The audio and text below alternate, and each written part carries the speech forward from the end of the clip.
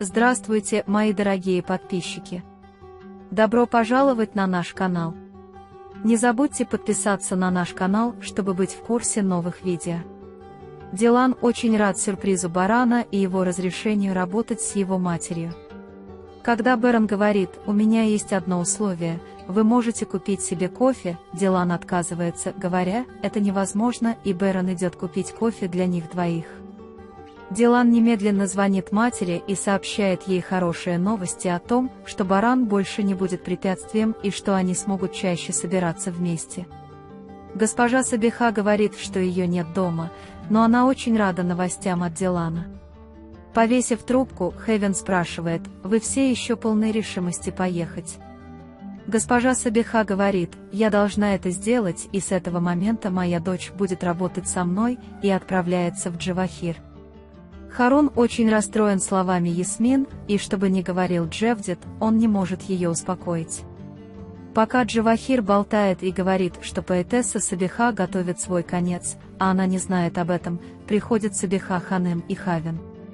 Когда Джавахир говорит: «Мы говорили о тебе, Сабиха», не говоря ни слова, направляет пистолет на Джавахира и говорит: «Либо ты умрешь, либо я умру». Пока Джихан настраивает настройки компьютера Дилана в исследовании, с ними находятся господин Кудрет и Баран. Тем временем госпожа Кадер приносит кофе и желает Дилан удачи в работе с ее матерью. Когда Дилан говорит: «Надеюсь, я смогу это сделать», и хвалит господина Кудрета за то, что моя невеста сможет все преодолеть, Джихан и Баран также поддерживают ее. Господин Кудрет и Баран выходят из кабинета, и господин Кудрет говорит, что очень боится, что Дилан будет работать с его матерью. Бэрон выражает обеспокоенность тем, что я держу его за руку: «Не волнуйтесь, я просто беспокоюсь о том, что Дилан будет действовать самостоятельно». Барану все еще не по себе, потому что он не может найти врага, и Кудрет просит его успокоиться и защититься. Он поддерживает и советует, что если вы хотите защитить нас, вы должны сначала защитить себя. Госпожа Сабиха ставит пистолет перед Джавахиром и спрашивает: «Вы или я понимаем?» Джавахир велит Шаиру положить пистолет, а Сабихе Ханым сесть и поговорить как следует.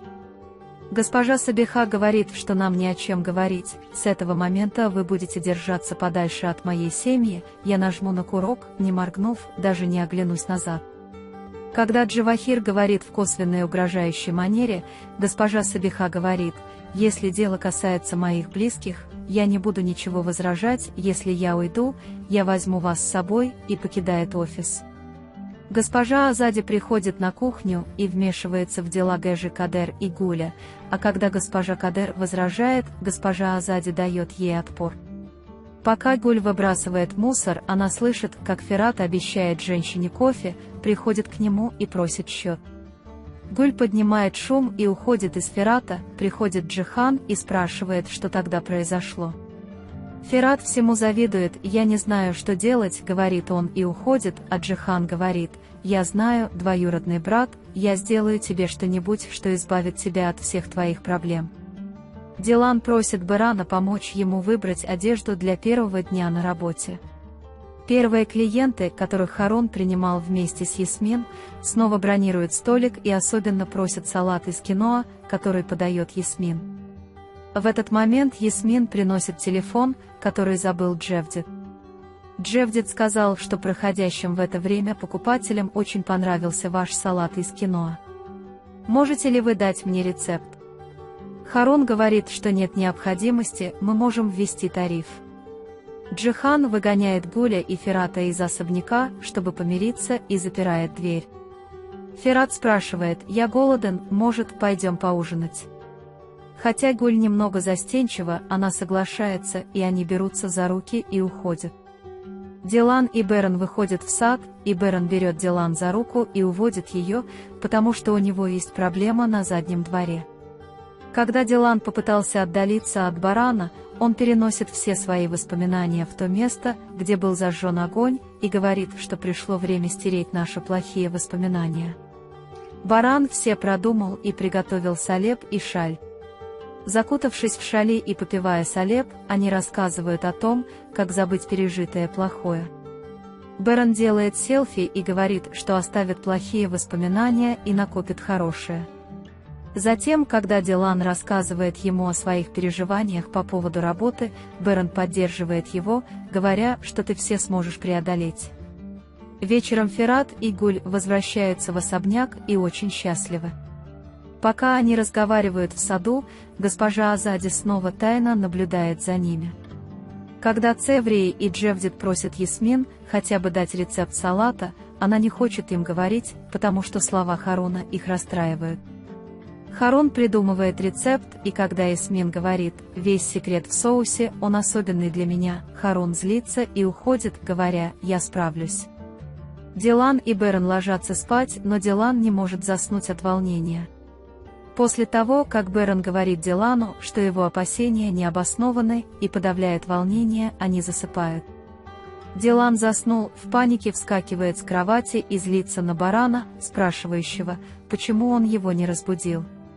Госпожа Сабиха также печет любимое печенье Дилана и готовит стол для совещаний. Господин Седат звонит жене Сабихи и сообщает ей, что продаст свои акции, и что сначала он сообщил об этом жене Сабихи. Госпожа Сабиха считает, что я должен разобраться с этой ситуацией до того, как об этом узнает Джавахир.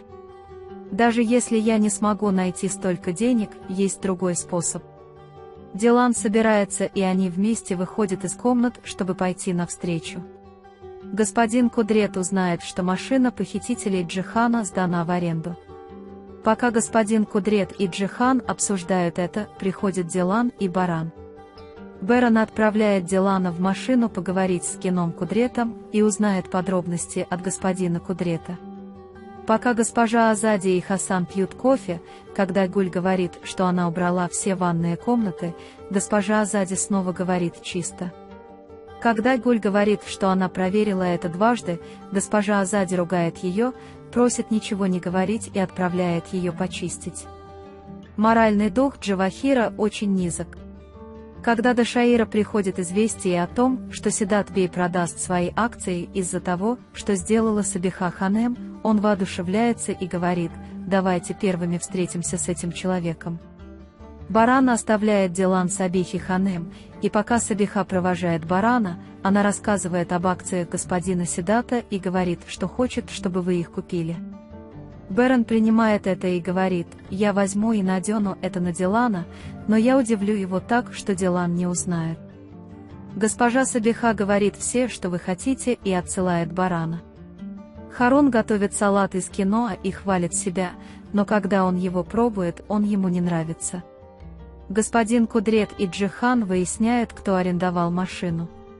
Когда Баран спрашивает, они говорят, что машина была арендована на ваше имя.